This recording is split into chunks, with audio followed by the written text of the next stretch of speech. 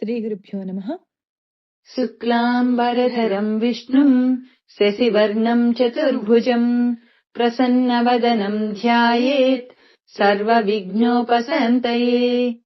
यस्य द्विरदवक्त्राद्याः पारिषद्याः परस्यतम् विघ्नम् निघ्नन्ति सततम् विश्वक्सेनम् तमाश्रये। श्रीलक्ष्मी अष्टोत्तर शतनाम स्तोत्रम्। देव्योवाच देवदेव महादेव त्रिकालज्ञमहेश्वर करुणाकर देवेश भक्तानुग्रहकारक। अष्टोत्तरशतं लक्ष्म श्रोतुमिच्छामि तत्त्वतः। ईश्वर उवाच देवी साधु महाभागे महाभाग्यप्रदायकम् सर्वैश्वर्यकरं पुण्यं सर्वपापप्रणाशनं सर्वदारिद्र्यशमनं श्रवणाद्भुक्तिमुक्तिदम् राजवस्यकरं दिव्यं गुह्याद्गुह्यतरं परं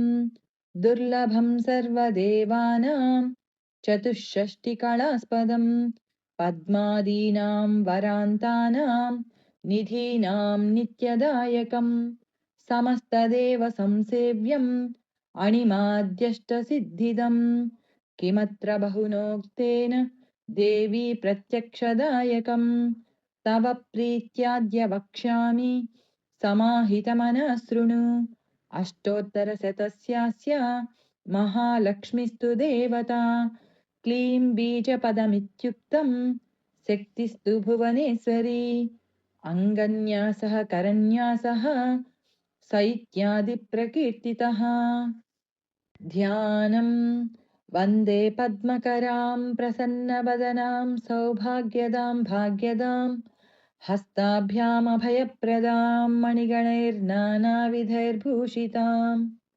भक्ताभीष्टफलप्रदां हरिहरब्रह्मादिभिः सेविताम् पार्श्वे पङ्कजशङ्खपद्मनिधिभिः युक्तां सदा शक्तिभिः सरसिजनयने सरोजहस्ते धवळतरां शुकगन्धमाल्यशोभे भगवती हरिवल्लभे मनोज्ञे त्रिभुवनभूतिकरि मह्यम्। ॐ प्रकृतिं विकृतिं विद्यां सर्वभूतहितप्रदां श्रद्धां विभूतिं सुरभिं नमामि परमात्मिकां वाचं पद्मालयां पद्मां शुचिं स्वाहां स्वधां सुधां धन्यां हिरण्मयीं लक्ष्मीं नित्यपुष्टां विभावरीं अदितिं च दितिं दीप्तां वसुधां वसुधारिणीं नमामि कमलां कान्तां कामाक्षीं क्रोधसम्भवाम् अनुग्रहप्रदां बुद्धिम् अनघां हरिवल्लभाम् अशोकाममृतां दीप्तां लोकशोकविनाशिनीं नमामि धर्मनिलयां करुणां लोकमातरम् पद्मप्रियां पद्महस्तां पद्माक्षीं पद्मसुन्दरीं पद्मोद्भवां पद्ममुखीं पद्मनाभप्रियां रमां पद्ममालाधरां देवीं पद्मिनीं पद्मगन्धिनीं पुण्यगन्धां सुप्रसन्नां प्रसादाभिमुखीं प्रभां नमामि चन्द्रवदनां चन्द्रां चन्द्रसहोदरीं चतुर्भुजां चन्द्ररूपाम् इन्दिरामिन्दुशीतलाम् आह्लादजननीं पुष्टिं शिवां शिवकरीं सतीं विमलां विश्वजननीं तुष्टिं दारिद्र्यनाशिनीं प्रीतिपुष्करिणीं शान्तां शुक्लमाल्याम्बरां श्रियं भास्करीं बिल्वनिलयां वरारोहां यशस्विनीं वसुन्धरामुदाराङ्गां हरिणीं हेममालिनीं धनधान्यकरीं सिद्धिं स्त्रैणसौम्यां शुभप्रदां नृपवेश्मगतानन्दां वरलक्ष्मीं वसुप्रदां शुभां हिरण्यप्राकारां समुद्रतनयां जयां नमामि मङ्गलां देवीं विष्णुवक्षस्थलस्थिताम् विष्णुपत्नीं प्रसन्नाक्षीं नारायणसमाश्रिताम् दारिद्र्यध्वंसिनीं देवीं सर्वोपद्रववारिणीम् नवदुर्गां महाकाळीं ब्रह्मविष्णुशिवात्मिकां त्रिकालज्ञानसम्पन्नां नमामि भुवनेश्वरीं लक्ष्मीं क्षीरसमुद्रराजतनयां श्रीरङ्गधामेश्वरीं दासीभूतसमस्तदेववनितां लोकैकदीपाङ्कुराम् श्रीमन्मन्दकटाक्षलब्धविभवब्रह्मेन्द्रगङ्गाधराम् त्वां त्रैलोक्यकुटुम्बिनीं सरसिजां वन्दे मुकुन्दप्रियाम् मातर्नमामि कमले कमलायताक्षी श्रीविष्णुहृत्कमलवासिनि विश्वमातः क्षीरोदजे कमलकोमलगर्भगौरी लक्ष्मी प्रसीद सततं नमतां शरण्ये त्रिकालं यो जपेद्विद्वान् षण्मासं विजितेन्द्रियः दारिद्र्यध्वंसनं कृत्वा सर्वमाप्नोत्ययत्नतः देवी नाम सहस्रेषु पुण्यमष्टोत्तरं शतम् येन श्रियमवाप्नोति कोटिजन्मदरिद्रतः भृगुवारे शतं धीमान् पठेत् वत्सरमात्रकम् अष्टैश्वर्यमवाप्नोति कुबेर इव भूतले दारिद्र्यमोचनं नाम स्तोत्रमम्बा परं शतम् येन श्रियमवाप्नोति कोटिजन्मदरिद्रतः भुक्त्वा तु विपुलान् भोगान् अन्ते सायुज्यमाप्नुयात् सायङ्काले पठेन्नित्यं सर्वदुःखोपशान्तये पठन्तु चिन्तयेद्देवीं सर्वाभरणभूषिताम् देव्योवाच देवदेव महादेव त्रिकालज्ञमहेश्वर करुणाकर देवेश भक्तानुग्रहकारक अष्टोत्तरशतं लक्ष्म श्रोतुमिच्छामि तत्त्वतः ईश्वर उवाच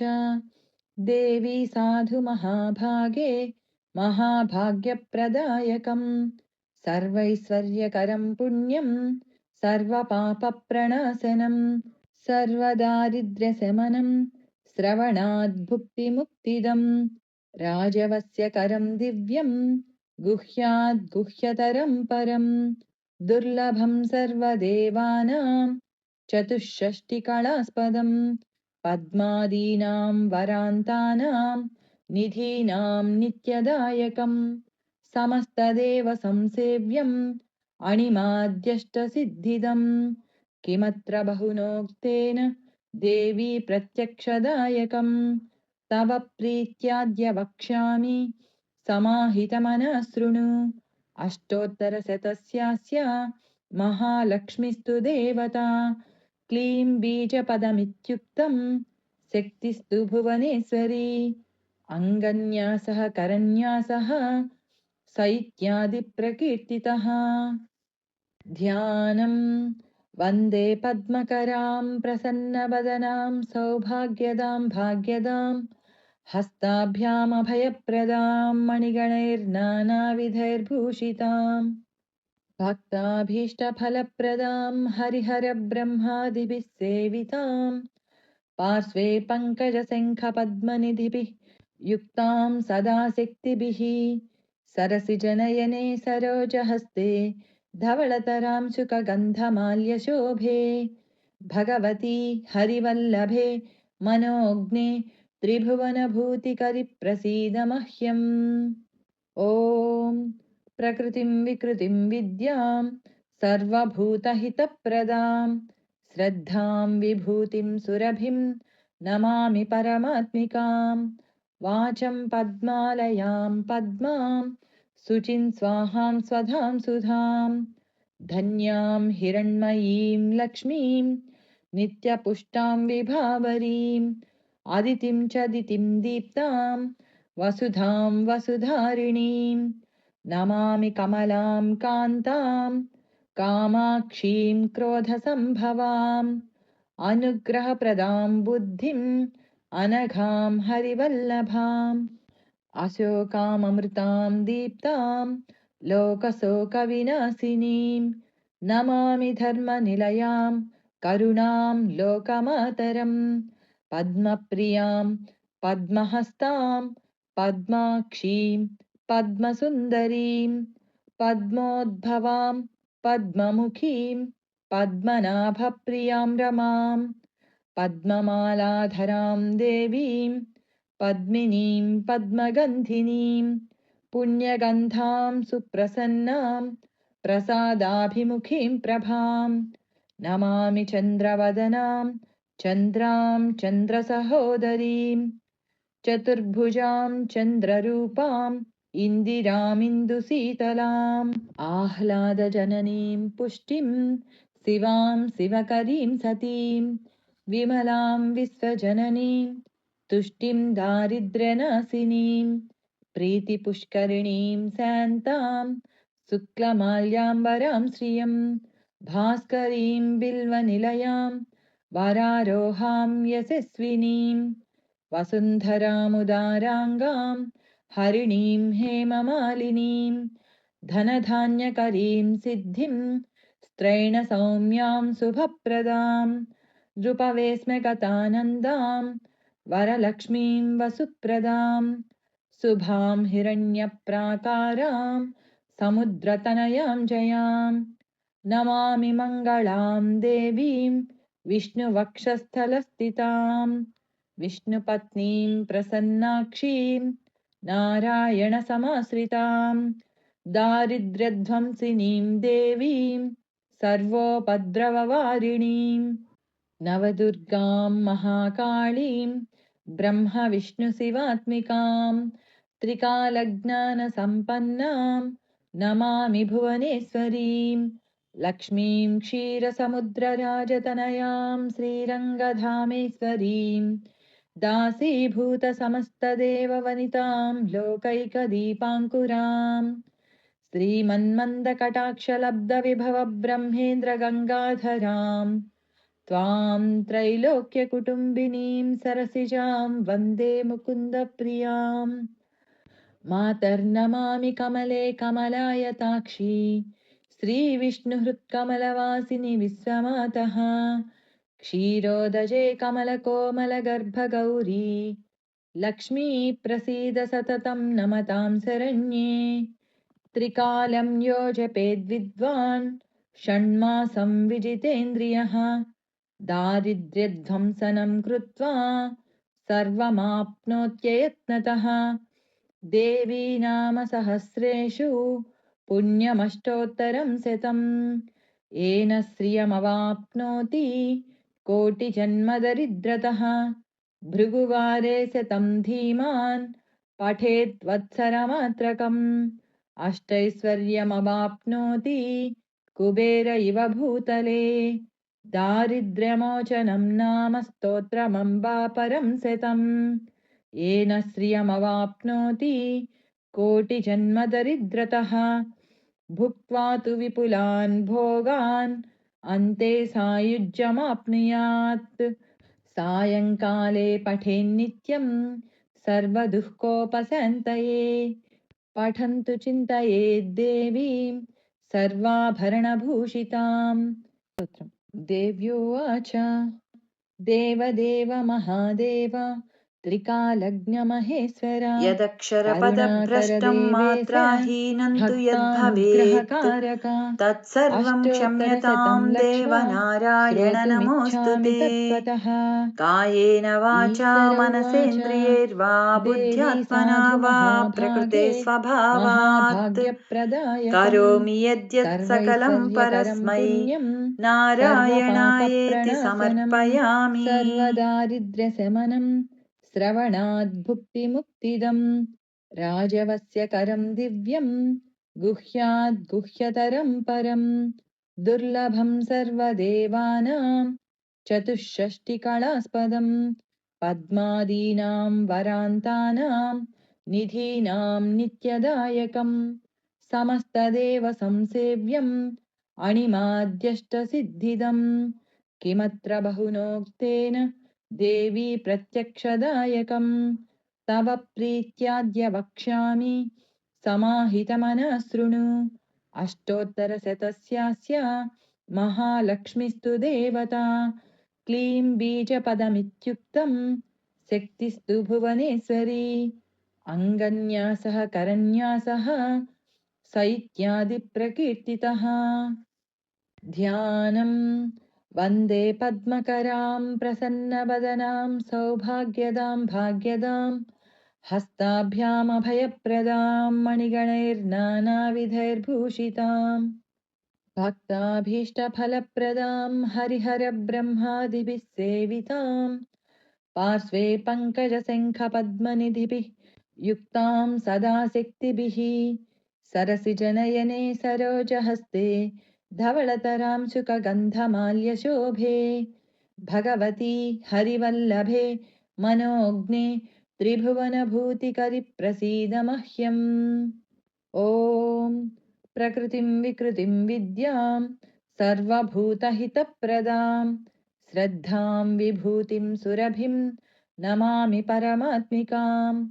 वाचं पद्मालयां पद्मां शुचिं स्वाहां स्वधां सुधां धन्यां हिरण्मयीं लक्ष्मीं नित्यपुष्टां विभावरीम् अदितिं च दितिं दीप्तां वसुधां वसुधारिणीं नमामि कमलां कान्तां कामाक्षीं क्रोधसम्भवाम् अनुग्रहप्रदां बुद्धिम् अनघां हरिवल्लभाम् अशोकाममृतां दीप्तां लोकशोकविनाशिनीं नमामि धर्मनिलयां करुणां लोकमातरम् पद्मप्रियां पद्महस्तां पद्माक्षीं पद्मसुन्दरीं पद्मोद्भवां पद्ममुखीं पद्मनाभप्रियां रमां पद्ममालाधरां देवीं पद्मिनीं पद्मगन्धिनीं पुण्यगन्धां सुप्रसन्नां प्रसादाभिमुखीं प्रभां नमामि चन्द्रवदनां चन्द्रां चन्द्रसहोदरीं चतुर्भुजां चन्द्ररूपाम् इन्दिरामिन्दुशीतलाम् आह्लादजननीं पुष्टिं शिवां शिवकरीं सतीं विमलां विश्वजननीं तुष्टिं दारिद्र्यनाशिनीं प्रीतिपुष्करिणीं शान्तां शुक्लमाल्याम्बरां श्रियं भास्करीं बिल्वनिलयां वरारोहां यशस्विनीं वसुन्धरामुदाराङ्गां हरिणीं हेममालिनीं धनधान्यकरीं सिद्धिं स्त्रैणसौम्यां शुभप्रदां नृपवेश्मगतानन्दां वरलक्ष्मीं वसुप्रदां शुभां हिरण्यप्राकारां समुद्रतनयां जयां नमामि मङ्गलां देवीं विष्णुवक्षस्थलस्थितां विष्णुपत्नीं प्रसन्नाक्षीं नारायणसमाश्रितां दारिद्र्यध्वंसिनीं देवीं सर्वोपद्रववारिणीं नवदुर्गां महाकाळीं ब्रह्मविष्णुशिवात्मिकां त्रिकालज्ञानसम्पन्नां नमामि भुवनेश्वरीं लक्ष्मीं क्षीरसमुद्रराजतनयां श्रीरङ्गधामेश्वरीं दासीभूतसमस्तदेववनितां लोकैकदीपाङ्कुराम् श्रीमन्मन्दकटाक्षलब्धविभवब्रह्मेन्द्रगङ्गाधरां त्वां त्रैलोक्यकुटुम्बिनीं सरसिजां वन्दे मुकुन्दप्रियाम् मातर्नमामि कमले कमलायताक्षी श्रीविष्णुहृत्कमलवासिनि विश्वमातः क्षीरोदजे कमलकोमलगर्भगौरी लक्ष्मी प्रसीद सततं नमतां शरण्ये त्रिकालं यो जपेद्विद्वान् षण्मासं विजितेन्द्रियः दारिद्र्यध्वंसनं कृत्वा सर्वमाप्नोत्ययत्नतः देवी नाम सहस्रेषु पुण्यमष्टोत्तरं शतम् येन श्रियमवाप्नोति कोटिजन्मदरिद्रतः भृगुवारे शतं धीमान् पठेद्वत्सरमात्रकम् अष्टैश्वर्यमवाप्नोति कुबेर इव भूतले दारिद्र्यमोचनं नाम स्तोत्रमम्बा परं शतम् येन श्रियमवाप्नोति कोटिजन्मदरिद्रतः भुक्त्वा तु विपुलान् भोगान् अन्ते सायुज्यमाप्नुयात् सायङ्काले पठेन्नित्यं सर्वदुःखोपशान्तये पठन्तु चिन्तयेद्देवीं सर्वाभरणभूषिताम् इति श्रीमहालक्ष्मी अष्टोत्तरशतनामस्तोत्रम् सम्पूर्णम्।